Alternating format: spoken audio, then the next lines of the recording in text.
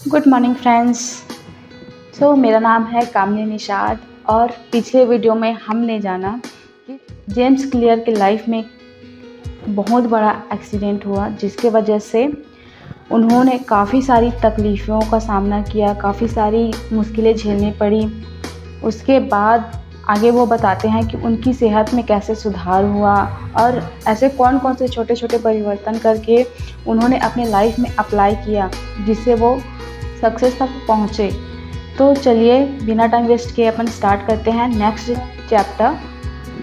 James clear आगे बताते हैं कि उनके सेहत में कैसे सुधार हुआ और कैसे उन्होंने एक व्हील चेयर से अपनी मैराथन की जर्नी स्टार्ट की। आगे जेम्स क्लियर बताते हैं कि उनकी सेहत में कैसे सुधार हुआ। तो चलिए पढ़ते हैं। जेम्स क्लियर बोलते हैं कि मुझ पर ईश्वर की कृपा हुई और अगले दिन सुबह मेरी सांस लौटी। तब डॉक्टरों ने राहत महसूस की और मुझे कोमा से बाहर निकाल लिया। अंततः जब मुझे होश आया तो मैंने देखा कि मेरी सूंघने की क्षमता नहीं रही है। तब एक नर्स ने परीक्षण के दौरान मुझसे कहा कि सेब के रस के बॉक्स में जोर से सूंघिए। ऐसा करने से मेरी सूंघने की क्षमता लौट आई, लेकिन तब सब चकित रह गए कि जैसे ही मैंने सांस लेकर खींची तो मेरी आँखों के सॉकेट के फ्रैक्चर में तेज़ी से हवा पहुँचने से मेरी बाएं आँख बाहर आ गई। कितना क्रिटिकल सिचुएशन रहा होगा। जेम्स क्लियर की जो सूंघने की क्षमता रहती है, जाहिर सी बात है बेसबॉल का जो बैट है वो उनकी नाक पे लगा था, जिसके वजह से उनकी जो सूंघने की क्षमता चली गई थी। तो डॉक्टर ने सेब के रस को उनको सूंघने के लिए कहा गया, लेकिन जब उन्होंने सूंघना स्टार्ट किया सांस अंदर ली तो उनके जो आँखों के सॉकेट थे वो बाहर निकल गए। इमेजिन कर सकते हो कि कितना बहुत मुश्किल घड़ी होगी, बहुत ही क्रिटिकल सिचुएशन रहा होगा। आगे बताते हैं जेम्स क्लियर। तब नेत्र विशेषज्ञ ने कहा कि जैसे ही मैं धीरे से सांस छोड़ूंगा तो आंखें वापस पहले की स्थिति में आ जाएंगी, लेकिन यह कह नहीं सकते कि इसमें कितना समय लग जाएगा। 1 हफ्ते के बाद मेरी शल्य क्रिया होनी थी, ऑपरेशन होना था। मानो बॉक्सिंग के मैच में गलत स्थान पर खड़ा हूँ। हम घर लौट आए और मेरी नाक तब भी टूटी हुई थी। चेहरे की अस्थियाँ करीब आधा दर्जन जगहों पर टूटी थी और बाईं आँख फूली हुई थी। बाद के महीने बहुत कठिन थे। मुझे लगने लगा था कि मेरी जीवन में सब कुछ थम गया है। हफ्तों तक मुझे सब चीज़ें दो दिखाई देती थीं। मैं सीधे नहीं देख पाता था। 1 माह से अधिक समय लगा लेकिन मेरी आँख धीरे धीरे ठीक हो गई। मेरे देखने की समस्या को ठीक होने में 8 माह लग गए। तब मैं कार फिर चला सका। शारीरिक उपचार में मुझसे बुनियादी एक्सरसाइज कराई गई, जैसे एक सीध में चलना। मैं दृढ़ था कि मेरी चोट मुझे अवसाद से नहीं भरते, लेकिन कुछ पल थे जिसमें मैं निराश होता था, जबकि कुछ में उत्साह से भर जाता था। 1 वर्ष बाद जब मैं बेसबॉल के मैदान पर लौटा तो यह जानकर मुझे दुख पहुंचा कि कितनी और मेहनत अभी मुझे करनी होगी। यह खेल मेरे जीवन का प्रमुख हिस्सा रहा था। मेरे पापा ने सेंट लुइस कार्डिनल के लिए माइनर लीग बेसबॉल खेला था। मेरा भी सपना इसे पेशेवर तरीके से खेलने का था।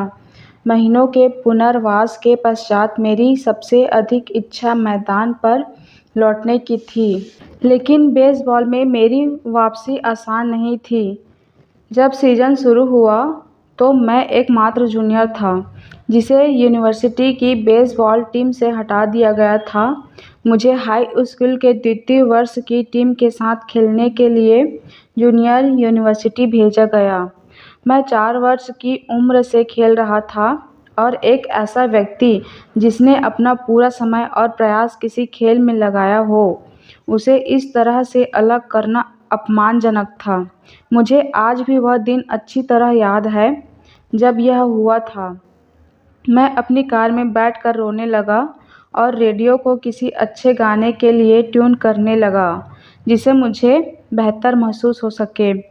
वर्ष भर के आत्मसंदेह के बाद मैं यूनिवर्सिटी टीम में सीनियर के रूप में शामिल हो सका, लेकिन मैं मैदान में बहुत कम ही जा सका।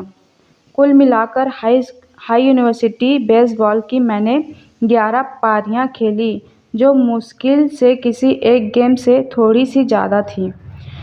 हाई स्कूल में मेरे खराब करियर के बाद भी मैं यह विश्वास कर रहा था कि मैं एक महान खिलाड़ी बन सकता हूँ। मैं जानता था कि यदि हालात सुधारने हैं तो इसके लिए मुझे ही कोशिश करनी होगी।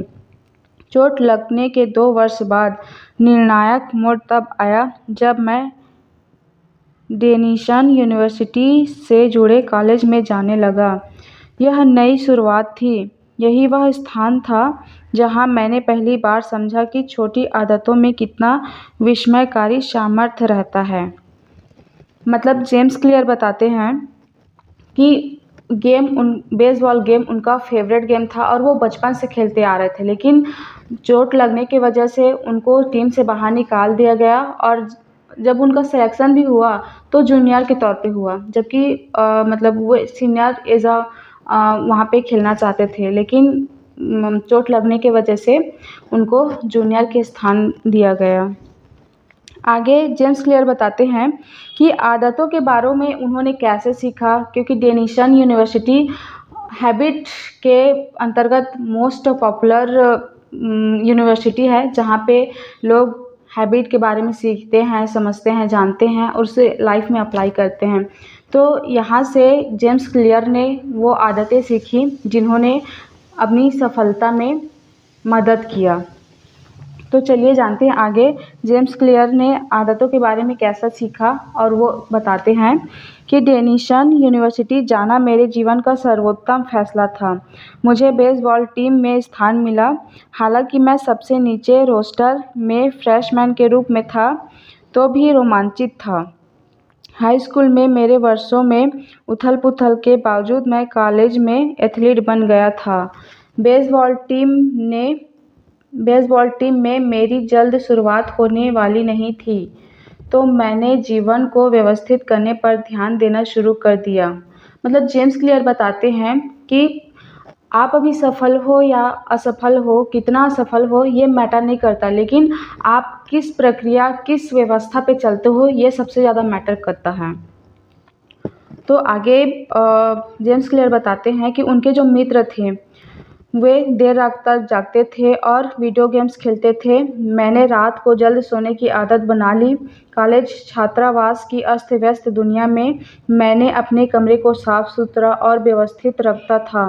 ये छोटे सुधार थे, लेकिन इन्होंने मुझे अपने करियर पर नियंत्रण रखना सिखा दिया। मैं दोबारा आत्मविश्वास का अनुभव करने लगा। यह बढ़ता आत्मविश्वास मेरी क्लास में दिखा। मेरे अध्ययन की आदतें सुधर गई और फर्स्ट ईयर में मुझे लगातार ए ग्रेड्स मिली। आदत एक दिनचर्या या व्यवहार है जो नियमित रूप से प्रदर्शित होती हैं। ज़्यादातर मामलों में यह स्वतः ही हो जाता है। जैसे जैसे मैं हर सेमेस्टर पास करता गया, वैसे वैसे मैं छोटी-छोटी आदतें निरंतर जोड़ने में लग गया। ये आदतें अंततः मुझे ऐसे परिणामों की ओर ले गई जो उस समय अकल्पनीय थे जब मैंने शुरुआत की थी। उदाहरण के लिए, जीवन में पहली बार मैंने हर हफ्ते कई दफ़ा लाइट वेट लिफ्टिंग करने को अपनी आदत में शामिल कर लिया। बाद के वर्षों में यह सिलसिला जारी रहा। इस दौरान मेरी 6 फीट 4 इंच की काया 170 पाउंड 77 केजी से बढ़कर 200 पाउंड यानी कि 91 केजी हो गई। जब द्वितीय वर्ष के सत्र की शुरुआत हुई तो मुझे एक भूमिका पिचिंग स्टाफ यानी कि बेसबॉल में एक भूमिका पिचिंग स्टाफ होता है, जो वो पदवी मिल गई। जूनियर रहते हुए भी मैं टीम कैप्टन चुना गया और सीजन पूरा होने पर मैं ऑल कॉन्फ्रेंस टीम के लिए चुना गया, लेकिन मेरे सीनियर सीजन खत्म होने तक मेरी सोने, अध्ययन और स्ट्रेंथ ट्रेनिंग की आदतों ने वास्तव में सकारात्मक परिणाम देना शुरू कर दिया था। बेसबॉल के बैट से चेहरे पर आहत होने पर हेलीकॉप्टर से हॉस्पिटल ले जाने और बेहोश करने की घटना के 6 वर्ष बाद मुझे डेनिसन यूनिवर्सिटी में शीर्ष पुरुष एथलीट चुना गया और मेरा नाम ESPN academy all America team में था। पूरे देश में यह सम्मान मात्र 33 खिलाड़ियों को दिया गया था। जब तक मैं ग्रेजुएट हुआ तब तक मेरा नाम स्कूल की रिकॉर्ड बुक्स में 8 श्रेणियों में दर्ज किया जा चुका था। इसी वर्ष मुझे यूनिवर्सिटी का सर्वोच्च अकादमी सम्मान प्रेसिडेंट्स मेडल भी मिला। सुनने में यदि यह आपको डींगे मारने जैसा लगता है तो मुझे उम्मीद है कि आप मुझे माफ़ कर देंगे। सच कहूँ तो मैं खेल करियर में ऐसा कुछ उल्लेखनीय या ऐतिहासिक नहीं था। पेशेवर खिलाड़ी के रूप में मैं खेल नहीं पाया। हालांकि उन वर्षों को मैं पीछे मुड़कर देखता हूँ तो लगता है कि मैंने कुछ ऐसा अर्जित कर लिया था जो दुर्लभ था। मैंने अपनी क्षमता को पूर्ण रूप से विकसित कर लिया और मैं मानता हूँ कि इस पुस्तक में जो विचार हैं वे क्षमताओं को पूर्ण विकसित करने में आपकी मदद भी करेंगे। हम सभी जीवन में चुनौतियों का सामना करते हैं। चोट लगना मेरे जीवन की चुनौतियों में से एक था, लेकिन उनके अनुभव ने मुझे एक अहम पाठ सिखा दिया।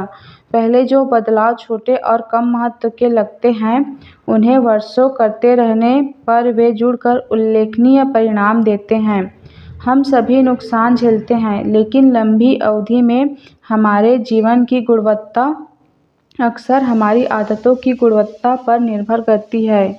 उन्हीं आदतों से आप वही परिणाम प्राप्त करते हैं, लेकिन बेहतर आदतों से कुछ भी संभव है। हो सकता है कि कुछ लोग रातों रात आश्चर्यजनक सफलता पा लेते हों। मैं उनमें से किसी को नहीं जानता। निश्चित तौर पर मैं भी उनमें से नहीं हूँ। कोमा से लेकर एकेडमिक ऑल अमेरिकन तक मेरी यात्रा में एक ही नहीं, अनेक अहम क्षण थे। विकास बहुत धीरे धीरे हुआ। छोटी छोटी सफलताओं और छोटी छोटी महत्वपूर्ण बातों का सिलसिला चला। मैंने प्रगति का एक ही मार्ग अपनाया और वह था छोटे से शुरुआत करना।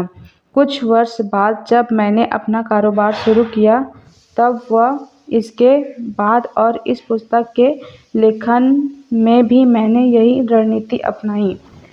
जेम्स क्लियर बताते हैं कि किसी का भी लाइफ आसान नहीं होता है। बहुत सारी स्ट्रगल करनी पड़ती है, बहुत सारे प्रॉब्लम्स आते हैं, उनका सॉल्यूशन करना पड़ता है, उनसे लड़ना पड़ता है।